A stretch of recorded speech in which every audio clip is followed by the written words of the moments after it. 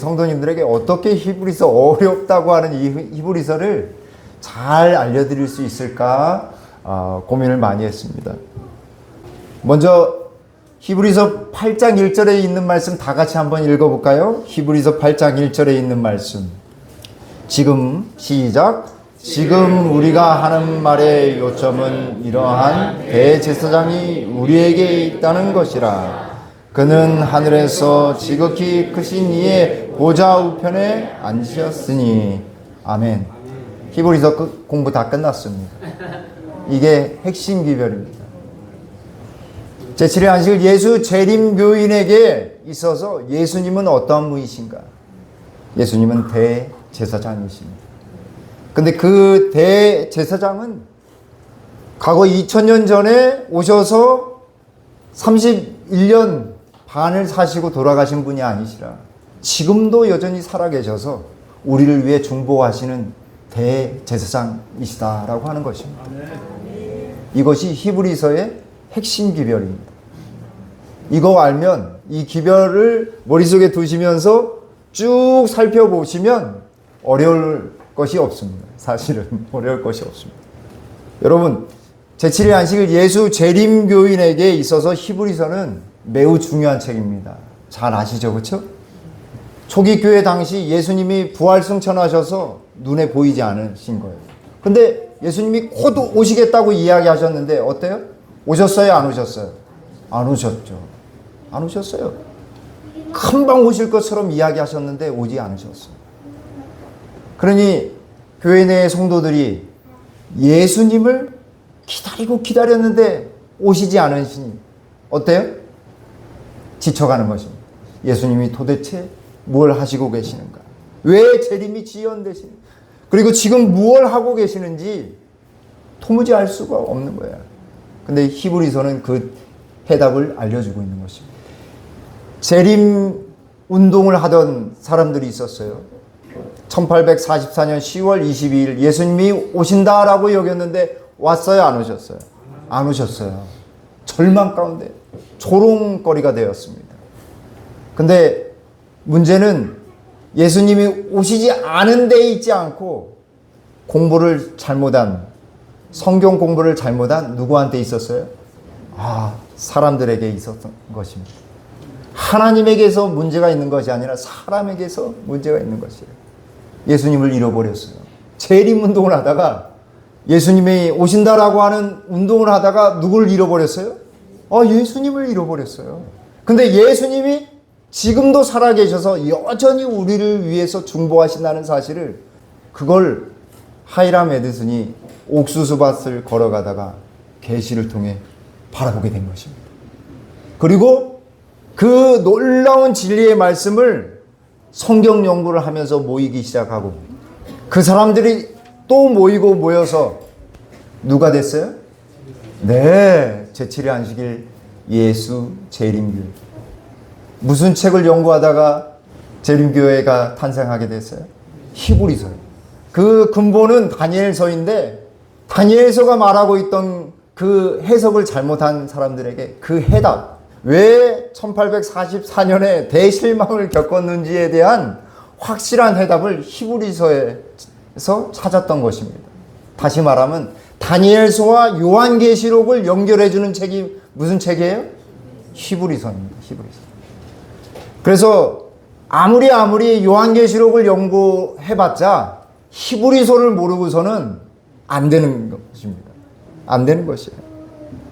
그리고 히브리서가 또 무엇을 강조하냐면 맨 마지막 7번째 십자가의 속죄를 강조합니다. 제사 제도.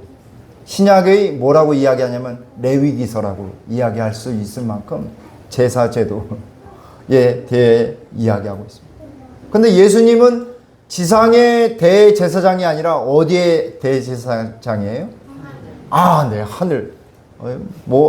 다 하셔서 이제 그만해도 될 것 같은데. 근데 히브리서의 구조를 좀 알아야 합니다. 처음 이 알버트 방호에라고 하는 프랑스 학자예요. 그는 신부입니다. 히브리서를 가장 연구를 많이 한 교파가 어딘지 아십니까? 천주교예요, 천주교. 왜냐하면 그들의 신분이 무엇이기 때문에요? 사제, 제사장이기 때문에 히브리서를 연구합니다. 그가 처음 연구했던 초기 문학적 히브리서의 구조예요. 근데 나중에 보니까 이 구조가 어떤 구조로 되어 있냐면, 카이아즘이라고 우리 목사님 통해서 이야기 들으셨죠? 뭘 생각하시면 되냐면 나비예요. 나비는 자기의 몸통 중심이 어디에 있어요? 가운데 있잖아요. 가운데 있어요. 우리는 기승전결, 서론, 본론, 결론 이렇게 이야기하잖아요. 그런데 유대인들은 어떻게 이야기하냐면 가장 이야기하고 싶은 것을 가운데다 둡니다. 그걸 뭐라고 하냐면 문학적 구조의 카이아즘, 교차 대꾸법이라고 이야기합니다. 근데 예수님이 어떤 예수님이라고 이야기하냐면 첫 번째는 7장에서 멜기세덱의 반차를 따르는 대제사장이신 예수님을 이야기합니다. 그리고 그런 다음에 10장에서는 영원한 구원의 근원 되신 대제사장 예수님을 이야기합니다. 근데 7장, 8장, 9장, 10장이 히브리서의 핵심입니다. 히브리서의 핵심이에요. 더 정확하게는 8장서부터 10장까지가 진짜 핵심입니다. 왜냐하면 8장서부터 10장이 새 언약에 대해서 이야기하고 있으면서 대제사장 이야기를 합니다. 여러분, 히브리서는 이제 본격적으로 들어갈 것인데, 언약은 무엇인가? 그것은 하나님 백성 됨을 이야기합니다. 아브라함의 자손들이 왜 하나님의 백성이 되었습니까? 누구와 언약 맺으셨어요? 하나님이요. 아브라함과 언약을 맺었어요. 나라끼리는 뭘 맞죠? 나라끼리 조약을 맺어요. 거래할 때는 뭘 맺어요? 부동산 거래할 때 계약이, 사람들끼리 계약, 상거래할 때 계약 맺어요. 근데 남자와 여자가 약속할 때는 결혼을 하잖아요. 결혼을 또 뭐라고 표현하냐면 혼약이라고 표현합니다. 혼약. 근데 하나님과 인간과 관계를 맺을 때는 뭘 맺는지 아십니까? 언약입니다. 언약. 맹세를 통해서 언약을 맺는 거예요. 아브라함은 횃불 언약이에요.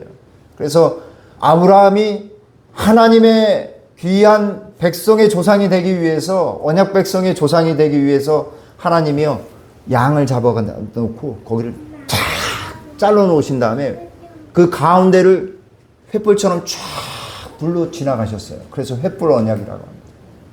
그러면서 너는 내 백성이다. 너 조상이야. 나는 네 하나님이 될 거야. 약속해 주셨어요. 그 어기면 어떻게 돼요? 어기면 그 짐승처럼 될 것이다 라고 하는 표현으로서 짐승을 잡은 것입니다. 그래서 언약이라고 하는 본래의 의미는 쪼갠다 라고 하는 뜻을 가지고 있어요. 생명이 담보된 것입니다. 근데 하나님한테는 언약을 깨는 일이 있었습니까? 없었습니까? 한 번도 없었어요. 근데 누가 깼어요? 사람이 깼어요. 사람이 깼어요. 아브라함도 어디 가서 깼어요? 애굽에 가서 깼어요. 애굽에 가서. 사라가 자기 누이라고 거짓말하잖아요. 하나님 믿는 백성이 당당하게 살아야 되는데 거짓말하잖아요. 거짓말하면 안 되겠죠, 그죠? 모세가 십계명을 들고 언약 백성이 되겠다라고 약속을 해놓고 하나님이 언약을 딱 맺었는데 어떻게 됐어요? 내려와 보니까 뭘 만들었어요?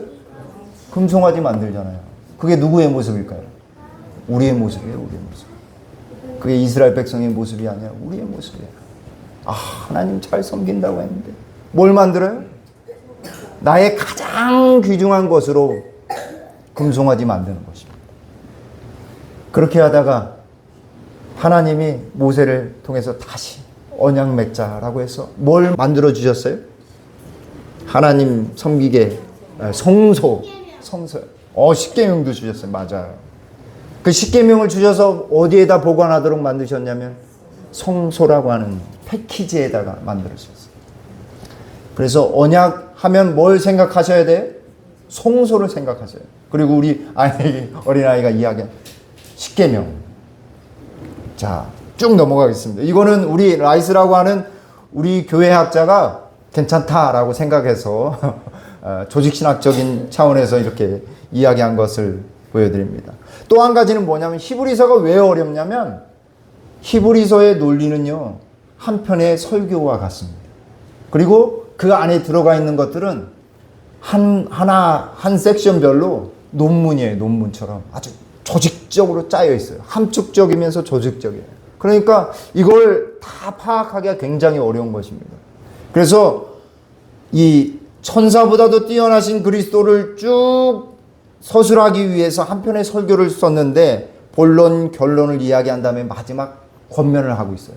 논리적으로 쭉 이야기하다가 신학적으로 아주 이야기하다가 권면을 하고 있으니까 이게 논문인지 아니면 권면인지 헷갈리게 되어 있어요. 그래서 이 삼중구조들이 계속해서 나타나게 되어 있습니다. 삼중구조. 아들에 대해서 고난을 받으신 예수님의 십자가의 그 사역과 함께 그 영광에 대해서 또 두 번째 삼중구조가 나오고요.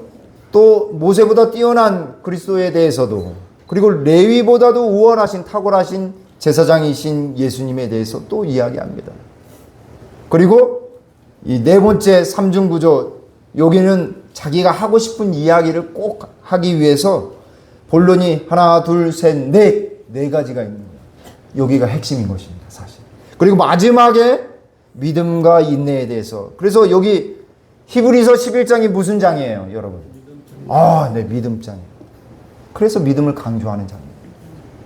그리고 맨 마지막에는 또 뭘 강조하냐면 인내에 대해서 이야기한 다음에 그 믿음을 왜 지켜야 되는지를 그 히브리인들에게, 특별히 히브리인들에게 조상들을 쭉 나열하면서 이 사람들도 이렇게 인내하면서 살았으니까 너희들이 딴 길을 가지 말아라 라고 하는 권면이 히브리서 11장과 12장의 권면인 것입니다.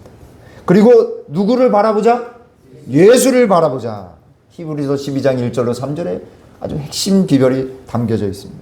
그리고 마지막 12장과 13장의 권면이 또다시 앞에 부분에 나왔던 하나님의 아들에 대한 권면과 함께 마지막 시내산과 시온산에 이 둘러싸인 그 장엄한 장면을 이야기하면서 예수님이 이 땅에 오실 그 나라는 흔들리지 않는 나라다라고 이야기하고 있는 것입니다.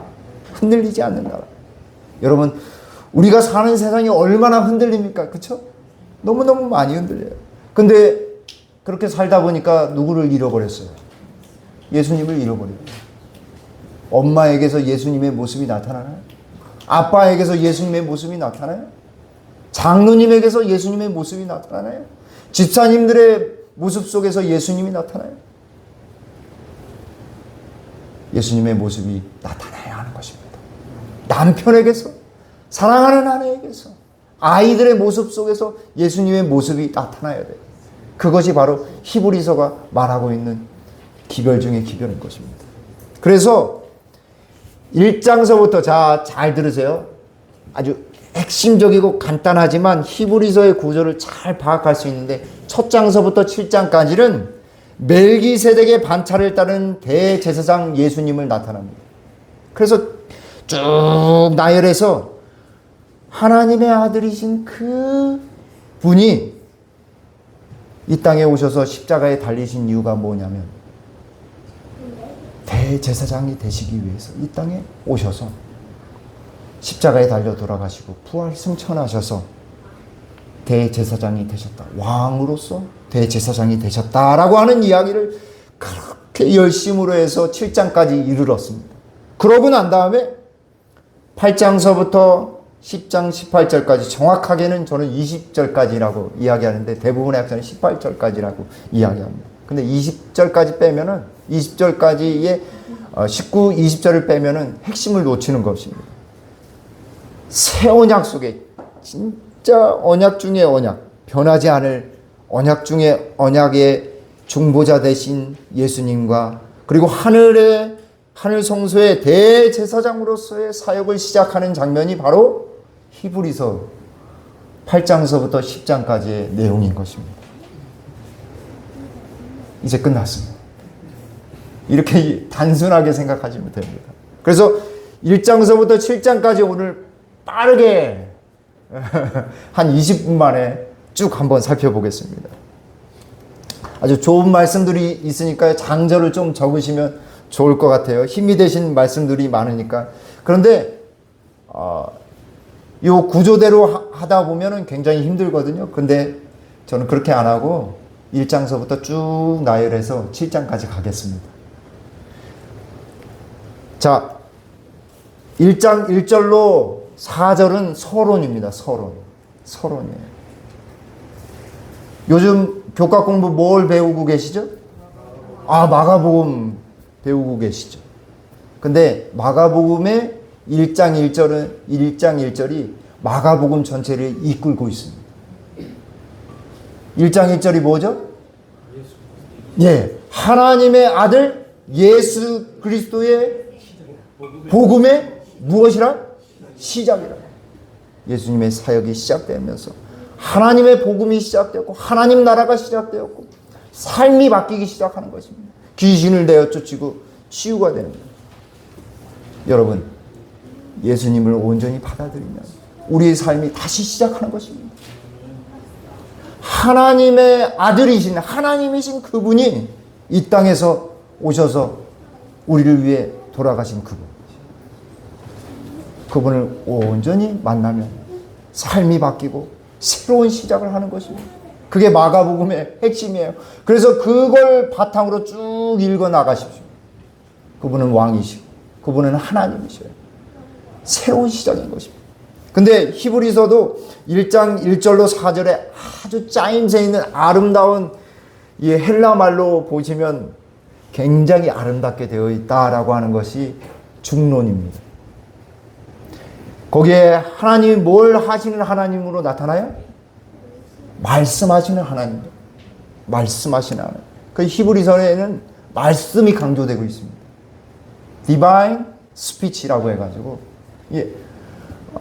신적인 말씀이 담겨져 있습니다. 근데 그 말씀하시는 하나님이 누구를 통해 말씀하셔요? 아들을 통해 말씀하시잖아요. 아들을 통해서. 왜냐하면 그분은 요한복음 1장에 태초에 누가 계셔요? 말씀이 계셔요. 우리 예수님은요, 말씀이신 분이십니다. 말씀을 통해 당신의 아들을 통해서 말씀하십니다. 근데 그 아들은 만유의 상속자십니다. 모든 것을 세우신 분이세요. 그리고 그분은 무엇 하신 분이에요? 여기 또 그로 말미암아 모든 세계를 어떻게 하셨어요? 지으셨어요. 예수님이여 창조주세요. 모든 것을 만드시고 모든 것을 새롭게 하시고 생명을 창조하십니다. 사람이 변화되지 않잖아요. 잘 변화되지 않잖아요. 근데 예수님이 들어오면 변화되게 되어 있습니다. 우리가 왜 잘 안 변하냐면 예수님을 제대로 만나보지 못했기 때문에 그래요. 3절에 이는 하나님의 영광의 광채이시요 그 본체의 형상이라. 할 말은 정말 많은데 그냥 간단하게 말씀드립니다. 하나님의 영광. 영광은요, 외부적으로는 보이는 것은 가시적으로는 빛나는 것입니다. 그리고 내부적으로는 그분의 품성입니다. 출애굽기 34장에 여호와로라 여호와로라 자비롭고 은혜롭고 노하기를 더디하고 인자와 진실이 많으신 하나님. 그 하나님이 누구세요? 예수 그리스도.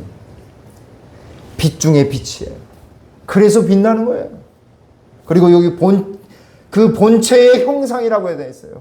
본체. 하나님이셔요. 하나님이신데 아버지 하나님을 온전히 나타내시는 분. 그래서 여기 형상이라는 말을 뭘로 쓰였냐면 도장 아시죠? 도장 어때요? 도장 찍으면 자리에 뭐가 생겨요? 똑같은 자국이 생기죠. 똑같은. 제 이름 장석원인데 장석원 도장 찍으면 장석원 나옵니다. 하나님 도장 찍으면 뭘로 나올까요? 하나님이세요. 하나님. 예수님을 무시하는 히브리인들에게 예수님은 하나님이시다라고 이야기해요. 그분은 대제사장이시며 하나님이라고 이야기하는 거예요. 그의 능력의 말씀으로 만물을 붙드시는 분이에요. 우주의 모든 것들을 붙드시는 분이 누구시라고요? 예수님이에요. 예수님. 그리고 여기 죄를 정결하게 하는 일을 하시고 누가 죄를 정결하게 했습니까? 구약 성경에서. 제사장이에요. 예수님이 죄를 정결케 하신 대제사장. 바로 나오잖아요. 그죠? 예수님이 대제사장 하신다는 이야기. 그리고 그 다음에 지극히 크신 이의 우편에 앉으셨다. 여기 뒤에 보면은 의자가 있는데 하나님 보좌는요, 여러분들이 앉은 의자처럼 되어 있어요. 아버지 하나님이 앉으시고 그 옆에 예수님이 앉으셨어요. 똑같이 앉으셨어요. 그 고대 근동의 의자는요, 여러분들이 앉은 의자랑 동일합니다. 우편에 앉은 같은 자리에 우편에 앉으신 거예요. 같은 자리. 그러니 천사보다도 뛰어나신 분이세요. 어디다가 천사를 붙일까요? 다 이야기한 겁니다. 근데 여기 본체라고 하는 말이 히브리 3장 14절에 똑같이 쓰였는데 여기에 확신한 것이에요. 확신한 것. 여러분, 예수님을 확실히 알아야 됩니다. 확실히 알아야 어떻게 해요? 끝까지 견디고 그분을 잡으면 인내할 수 있어요. 그분을 끝까지 잡아야 돼요. 뭔가 문제 생기면, 가정에 문제가 생기거나 나의 삶에 문제가 생겨도 누구를 놓지 말아야 되겠어요? 예수님 놓지 말아야 돼요. 확신을 가지셔야 돼요. 제7의 안식을 예수 재림교회가 진짜 남은 교회라고 하는 사실을 확신을 가지시길 간절히 바랍니다. 왜냐하면 예수님은 우리의 대제사장이시기 때문에 그렇습니다. 1장에서 그래서 천사보다도 뛰어나신 예수님 이야기합니다. 그래서 5절에는 만왕의 왕 대신 오늘날 내가 너를 낳았도다, 이 시편을 언제 읽냐면 시편 2편을 왕의 주기식 때 읽었습니다. 왕은 하나님의 아들로서 이야기되는 사람들입니다. 그리고 8절은 하나님이여 주의 보좌가 영영하며 라고 이야기합니다. 이거는 언제 읽었냐면 왕이 결혼식 할 때 읽었던 시편이 바로 이 8절에 있는 말씀입니다. 시편 45편. 근데 하나님이여 주의 보좌가 영영하며라고 이야기했습니다. 하나님이여 하고 주하고 동일하지 않는 것입니다. 누구를 이야기할까요? 주는 누구일까요? 아들 하나님이요. 아들 하나님. 아버지 하나님이여 예수 그리스도의 보좌가 영영하며 주의 나라의 홀은 영원한 공평한 홀입니다 라고 말하고 있는 것입니다. 왜냐하면 여기 공평이라고 하는 말이 우리말로는 공평이라고 되어 있지만 히브리 말로는 미슈파트입니다. 공의입니다. 공의. 공의로움. 누가 하는 거냐면 재판장이 하는데 구약의 대부분 재판을 누가 했어요? 왕이 하지 않고요. 제사장이 했습니다. 제사장이 했어요. 그리고 10절에 주여 태초에 주께서 땅의 기초를 두셨으며 다시 또 창조주이신 것을 이야기해요. 여러분에게 예수님은 어떤 분이세요? 여러분에게 아빠는 어떤 분이세요? 여러분에게 엄마는 어떤 분이세요? 하지 말라고 하는 분이세요? 하나님은요, 하라고 하시는 분이세요. 하라고 하시고 만드시는 분이세요. 그런데 여기 13절에 아주 핵심적인 말씀이 있는데 어느 때에 천사 중 누구에게 내가 내 원수로 내 발등상이 되게 하기까지 너는 내 우편에 앉아 있으라 하셨느냐? 라고 이야기해요.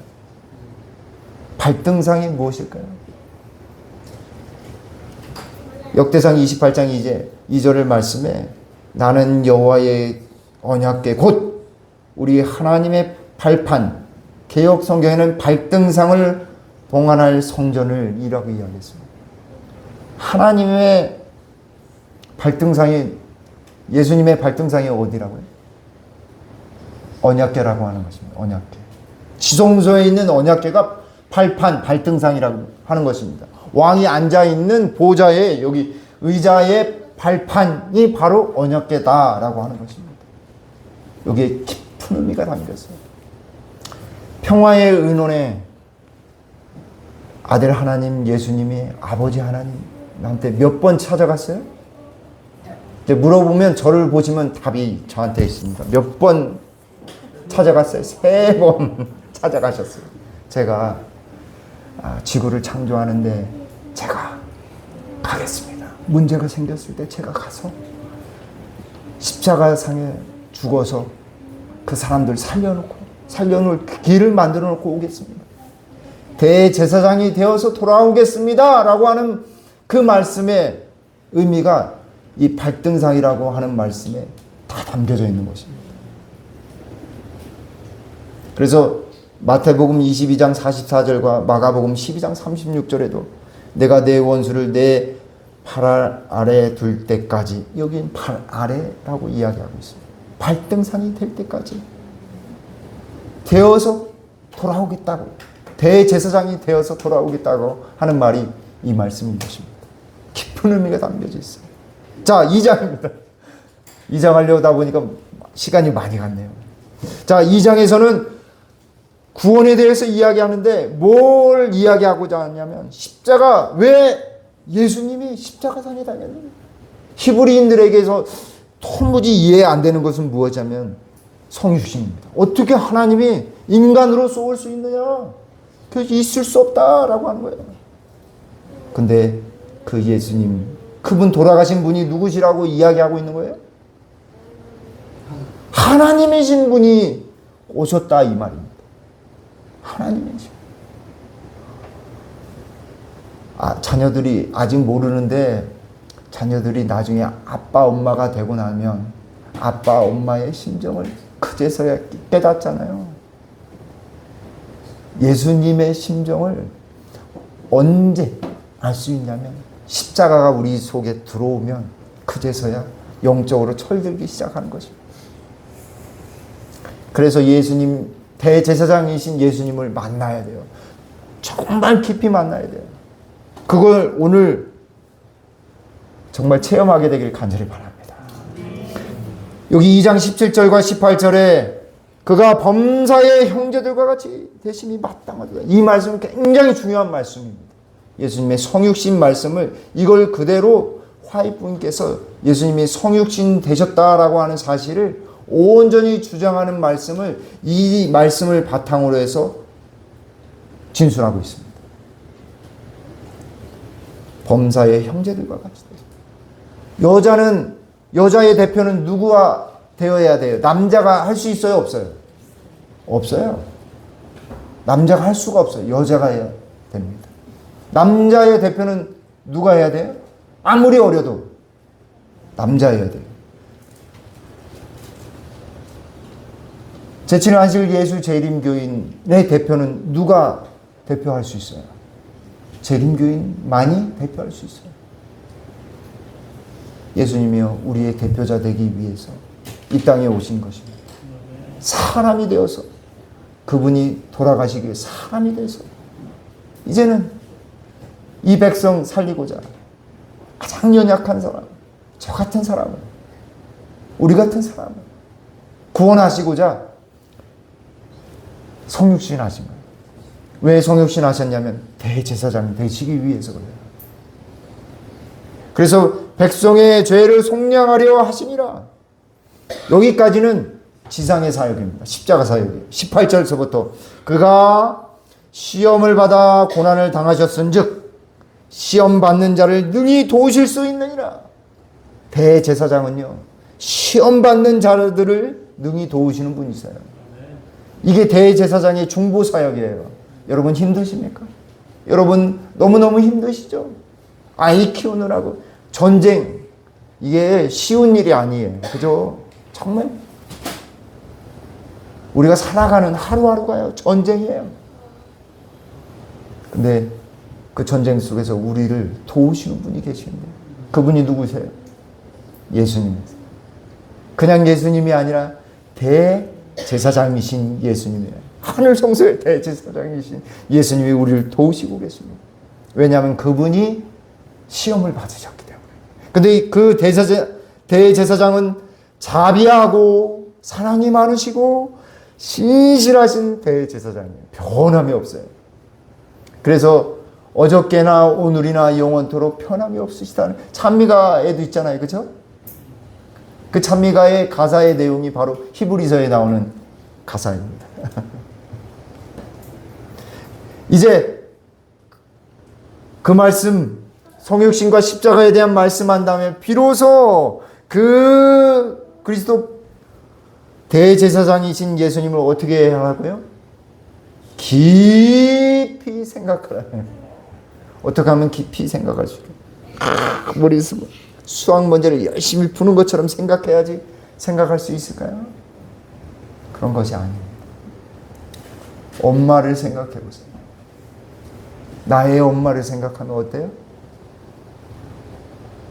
그냥 깊어지는 것입니다. 아버지를 생각하면 어때요? 제가 몇 년 전에 아버님이 돌아가셨는데 아버지를 생각할 때마다 얼마나 깊어지는지 몰라요. 예수님을 생각하면, 예수님의 십자가를 생각하면 얼마나 깊어지는지 몰라요. 정말 깊은 경험을 해야 됩니다. 내가 변해야 돼. 그 경험을 해야 돼. 깊이 생각하라. 깊이 생각하라. 근데 예수님이 어떤 분이시라고 이야기하고 있어요? 우리의 믿는 도리의 사도이시며 대제사장이신 예수님을 깊이 생각하라. 여기 믿는 도리라고 하는 말씀이 호몰리기오스라고 하는 말인데 그냥 그거 기억지 마시고요. 신앙 고백입니다. 신앙 고백. 나의 말로 신앙 고백을 할 수 있고 또 뭘로 고백을 할 수 있을까요? 나의 행동으로, 나의 품성으로 신앙 고백하는 것입니다. 그게 진짜 전도예요, 여러분. 그게 진짜 전도라고. 내 이웃을 내 몸과 같이 여기라고 말씀하셨잖아요. 내 이웃은 누구일까요? 진짜 옆집 사람일까요? 거기서부터 출발하면 잘못된 것입니다. 나의 가족들이 내 이웃이에요. 나 외에 다른 사람들이 나의 이웃이에요. 거기서부터 연습을 해야지 다른 사람을 내 몸과 같이 사랑할 수 있어요. 예수님이 그렇게 하셨잖아요. 그죠? 그게 신앙 고백인 것입니다. 얼굴부터 안식일에 왔는데 이러면 좋을까요? 기쁨이 있어야 되는데 너무너무 힘드시죠? 아이들과 오는 것도 전쟁이에요. 그죠? 기쁨이 아이들과 함께 앉아있는 것도 정말 힘든 일입니다. 근데 우리의 삶 속에서 예수님이 나타나면 그게 예결이 됩니다. 신앙 고백을 위해서 예수님이 보낸 바 되었다라고 하는 것입니다. 사도, 아포스탈로스. 그래서 보내심을 받은 자라고 하는 뜻이거든요. 사도란 말이. 예수님은 신앙 고백을 위해 우리의 모본이 되셔요. 그리고 우리를 대표하시는 누가 되신다고요? 대제사장이 되셔요. 대제사장. 그것이 바로 3장 1절에 있는 말씀입니다. 그게 3장에 있는 말씀이고 4장은 그래서 그 대제사장이신 분이 지금 우리에게 무엇을 주시고자 하시는가에 대해서 이야기하고 있는 것입니다. 4장은 정말 까다로운 장입니다. 히브리서를 연구하는 학자들도요, 절절절절 매는 장이 4장이에요. 근데 거기에는 안식이 나오거든요. 근데 안식에 두 가지 안식이 있습니다. 하나는 그냥 일반적인 안식, 사바티모스. 하나는 일반적으로 얻는 안식. 히브리서 4장 9절에 안식이 참으로 남아있다라고 이야기했어요. 안식할 때 하나님의 백성에게 남아있다. 그 안식할 때. 우리 매주 안식일을 경험하잖아요. 그죠? 안식일을 경험합니다. 근데 여기서의 안식일은 안식일 축제, 셀러모니 하는 축제. 그때가 남아있다라고 이야기하고 있습니다. 언제 진정한 안식일이 경험될까요? 예수님이 오셔야 하는 것입니다. 그리고 하늘에 가면 경험하는 거예요. 근데 예수님이 오시는 그날이 진정한 세레모니 안식일인데 매주마다 그걸 경험하라고 안식일을 주셨어요. 그러니 예수님을 경험해야 될까요? 헤어졌던 가족이 만나 관계가 끊어졌던 아들과 싸웠던 저희는 큰딸하고 자주 싸우는데 지금 막 사춘기가 한창이어가지고 안식일은 그냥 내비둡니다. 평안의 안식일, 자유의 안식일. 근데 왜 히브리서의 안식일에 관해서 이야기했는가? 이걸 연구하니까 아까 언약 패키지 생각나시죠? 뭐가 있어요? 언약하면 뭘 생각하시라고요? 성소. 성소. 그 성소 속에 뭘 넣으셨어요? 십계명을 넣으셨어요. 그리고 뭐가 임해요? 하나님의 임재가 임해요. 쉐키나의 영광이에요. 그래서 땅과 모든 사람들이 다 축복을 받도록 세팅해 놓으셨어요. 그걸 뭘로 하셨다고요? 맹세로서, 말씀으로서, 재물을 쫙 쪼개면서까지도 언약을 맺으셨다고 말씀드렸습니다. 그래서 세 곳에 이 성소와 언약을 이야기하시면서 세 곳에 16장에서는 시내산 성소에서, 시내산도 성소입니다. 시편에 나와 있거든요. 만나를 통해서 안식일을 언급합니다. 출애굽기 16장. 그리고 두 번째는 31장에 성소에 대한 언급 후에 안식일 규례에 대해서 다시 또 제7의 안식일을 잘 지켜라 이렇게 이야기하셔요. 세 번째는 또 언제 언급하시냐면 출애굽기 35장 1절로 3절에 32장의 금송아지 사건을 한 다음 모세가 다시 시내산 영광 속에 34장에 들어갑니다. 아까 자비롭고 은혜롭고 이야기했잖아요. 그렇죠? 영광을 보여주셨어요. 배반한 백성들 저 못하겠습니다. 영광 보여주세요 하니까 하나님이 그렇게 보여주신 거예요. 그런 다음에 다시 언약을 세우신 다음에 안식일을 언급하셔요. 그러니까 히브리서에도 성소 이야기하려면 뭐가 필요해요? 안식일이 필요한 거예요. 안식일이 언급되어야 하는 것입니다. 안식일이 언급 안 되면 잘못된 것입니다. 그래서 15장에서는 만나를 통해서 안식일을 경험하게 되고 요한복음 6장에 보면 예수님이 생명의 떡 만나를 경험하게 한 다음에 하나님의 영광을 나타났다라고 이렇게 언급합니다. 그리고 인자는 안식일에도 무엇이라고요? 주인입니다. 안식일의 주인 예수님을 만나야 되겠죠? 분명한 이유가 거기에 있는 것입니다. 여기 쭉 넘어가겠습니다. 그리고 이 안식일을 통해서 하나님이요 무엇을 두셨냐면 신명기 15장 5절로 14절 쭉 보시면 하나님 여호와께서 자기의 이름을 두시려고 너희 모든 지파 중에 택하신 곳에 그 거하실 곳으로 찾아 나아가서 하나님의 이름을 어디에다 두셨어요? 성소라고 하는 패키지에다 두셨어요. 더 구체적으로는 어디에다 두셨어요? 십계명. 십계명의 몇째 계명이요? 넷째 계명. 그래서 9절에 이걸 언급하면서 여호와께서 주시는 안식과 기업은 언약의 보상입니다. 땅 보상. 그래서 안식과 기업에 아직 이르지 못하였거니와 라고 이야기하는 것입니다. 다시 또 이야기하죠. 여기 언급하면서 10절과 11절에 안식을 주사 11절에 자기 이름을 두시려고 그 분깃을 누구에게 줬다고요? 레위인에게 줬다 이야기하는 것입니다. 그러니까 안식일과 성소가 그 패키지 속에 있는데 거기에다가 누구의 이름을 넣었다고요? 하나님의 이름을 두었음을 이 솔로몬 성전 봉헌할 때에도 나오는 것입니다. 20절에 주께서 전에 말씀하시기를 내 이름을 거기에 어떻게 하라고요? 두리라 말씀하시. 두리라. 그래서 여기 성소에 딱 설계도인데 앞부분에 뜰에 있는 너무나 잘 아는 뭐예요? 번제단. 그건 뭘 상징해요? 저희 물어보면 저한테 답이 있다고 그러죠. 십자가. 그리고 법궤 두 번째 가운데는 법궤 속에 뭐가 있어요? 십계명. 아 맞았어요. 십계명.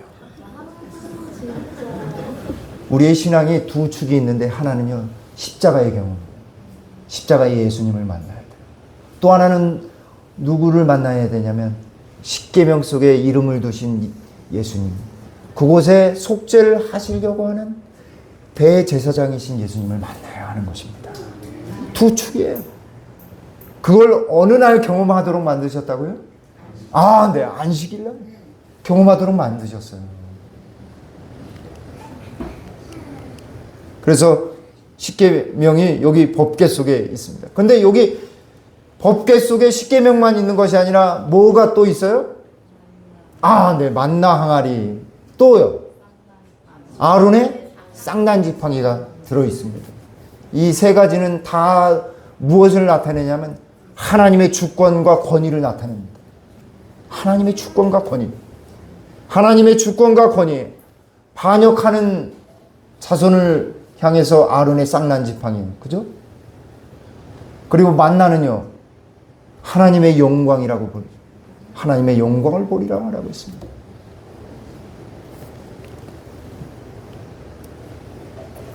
하나님의 이름은요. 넷째 계명만 있는 것이 아니라 첫째 계명에도 들어 있습니다.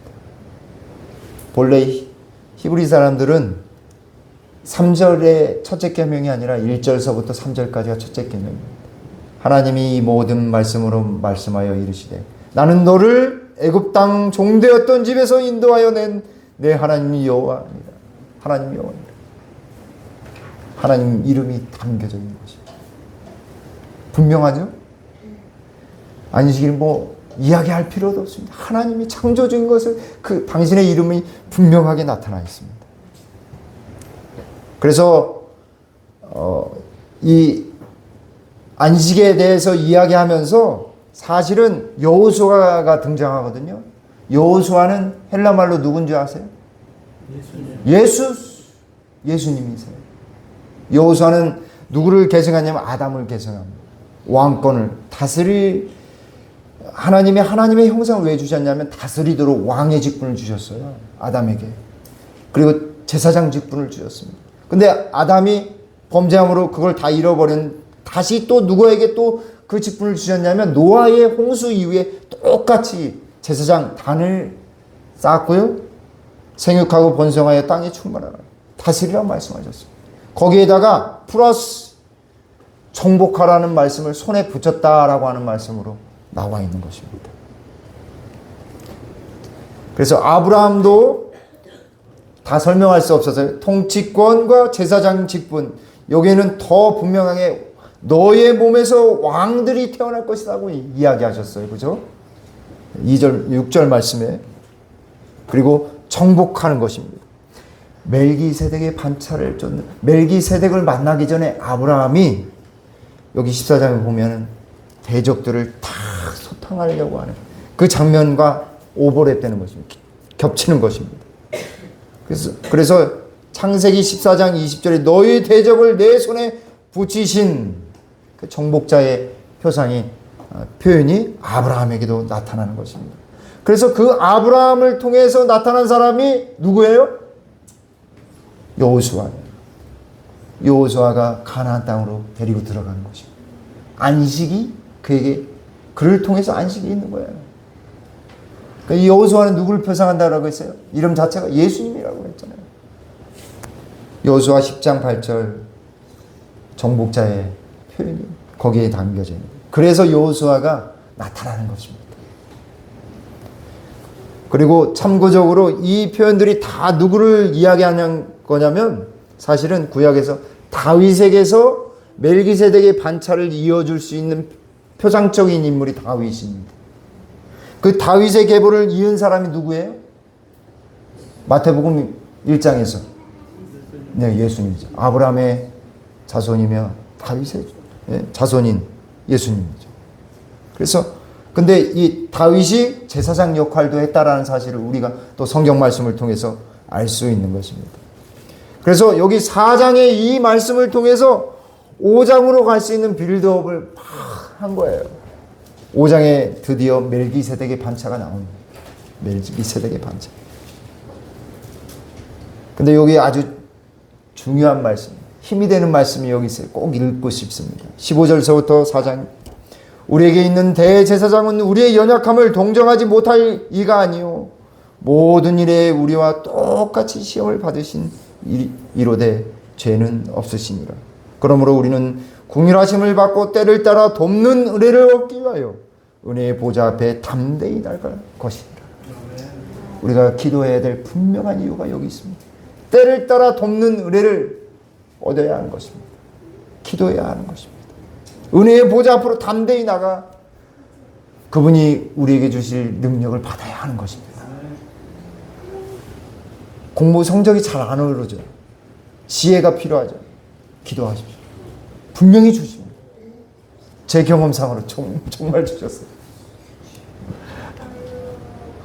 5장에서 드디어 멜기세덱의 반차를 쫓는 대제사장, 레위 족속으로는 안 되게 되어 있어요.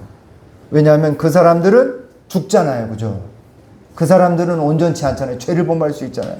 근데 예수님은 죄를 범해요, 안 범해요? 안 범해요. 근데 멜기세덱이 반차를 쫓으니까 멜기세덱, 멜렉, 이거 왕이란 뜻이거든요. 제덱, 세덱, 체덱, 의의 왕이란 뜻이거든요. 예수님은 의의 왕이시면서 대제사장이신 것입니다. 왕. 여러분의 인생은 누가 왕이에요? 여러분의 주인은 누구세요? 예수님이셔야 되는데. 누가 왕처럼 살아가고 있어요? 내가 왕처럼 살아가고 있잖아요. 근데 그걸 다 버려야 돼요. 너희는 먼저 그의 나라와 그의 의를 구하라. 왕과 나라, 왕. 나라는 왕이거든요. 옛날에는 나라는 왕이었어요. 의를 구하는 건 의를 누구를 통해서 받을 수 있냐면 제사장을 통해서 받을 수 있었어요. 그 모든 것을 주시리라. 죄의 문제가 예수님을 통해 해결되는 것입니다. 자, 6장이에요. 이제 거의 다 왔어요. 이제 좀만 참으세요. 6장. 드디어 소망. 진정한 소망은 예수님이시다. 진정한 우리의 닻을 소망의 닻에 탁 내려야 된다 이야기하는 것입니다. 영혼의 닷과 같아서 튼튼하고 견고하여 휘장 안에 들어가나니 은혜의 보좌 안으로 들어가나니 그러므로 앞서가신 예수께서 우리보다 먼저 죽으시고 부활을 승천하셔서 하나님 앞에 계신 것 같이 우리도 예수님 부활의 소망, 예수님의 이 죽으심으로 말미암아 영생을 소유한 사람으로서 이야기하고 있는 것이에요. 앞서가시니 예수께서 멜기세덱의 반차를 따라 영원히 대제사장이 어떻게 됐다고요? 되어라고 했습니다. 영원히 대제사장이 되어, 이 되어라는 말 속에 그분이 하나님의 왕이신 하나님이신 그분이 대제사장 육신을 쓰시고 비로소 대제사장으로서 즉위하셨음을 이 되어라는 말 두 글자를 통해서 이야기하고 있습니다. 그래서 우리를 위하여 성소에 들어가셨다. 지성소가 아니라 성소에 들어가셨단 말입니다. 결국 하늘 성소가 봉헌이 되었다. 개시되었다라고 하는 말인 것입니다. 자, 마지막 7장 쭉 넘어가겠습니다. 7장 드디어 7장입니다. 그래서 그 하나님이 온전히 구원하실 수 있으시며 이는 그가 항상 살아계셔서 우리를 위하여 간구하시니라. 예수님이 간구하십니다. 간구한다는 말은 그냥 단순히 기도한다는 말이 아니라 우리를 대신하여 나를 위하여 간구한다 이 말입니다. 그분은 거룩하고 악이 없고 더러움이 없고 죄에게서 떠나 계시고 하늘보다 높이 되셨다. 지금 우리는 하늘 아래에 있잖아요. 그죠? 그분은 하늘 성소에 셋째 하늘의 주인이 되셨다 이 말인 것입니다. 근데 레위 제사장들은요 여러 번 계속해서 해야 되지만 예수님은 어떻게 해요? 십자가상에서 단번에 영어로 once for all 그냥 끝내주셨다 이 말입니다. 한 번에 끝냈어요. 공부도 한 번에 끝나면 얼마나 좋을까요? 율법 후에 하신 맹세의 말씀은 영원히 온전하게 되신 아들을 세우셨느니라. 다시 아들을 얘기해. 1장에서 1장 1절로 3절에서 아들이 대제사장 죄를 정결케 하신다라고 표현했잖아요. 다시 여기서 마지막에 7장의 마지막을 하면서 그냥 예수님이라고 이야기 안 하고 예수라고 이야기 안 하고요. 아들을 세우셨느니라 라고 이야기하셨어요. 하나님의 아들 되신 그분을 온전히 인간이 되셔서 우리를 위해 중보하시고 계신다는 사실을 7장의 마무리 말씀으로 하고 계시는 것입니다. 주님의 말씀을 무한한 지혜와 사랑의 보화처럼 여기라. 이 말씀이야말로 하늘 가는 길을 가르치는 안내서이다. 진리의 말씀은 세상 죄를 지고 가는 하나님의 어린 양을 보라는 말씀 그대로 죄를 용서해 주시는 구세주를 우리에게 가르쳐준다. 사랑하는 성도 여러분, 히브리서는 예수님이 우리의 대제사장 되셔서 우리의 연약함, 우리의 죄됨, 우리의 더러움에도 불구하고 우리를 위해 우리 대신 중보하고 계신다라고 가르치고 있습니다. 저와 여러분들이 예수님을 온전히 붙드는 귀한 삶을 살게 되길 간절히 바라면서 말씀을 줄이겠습니다.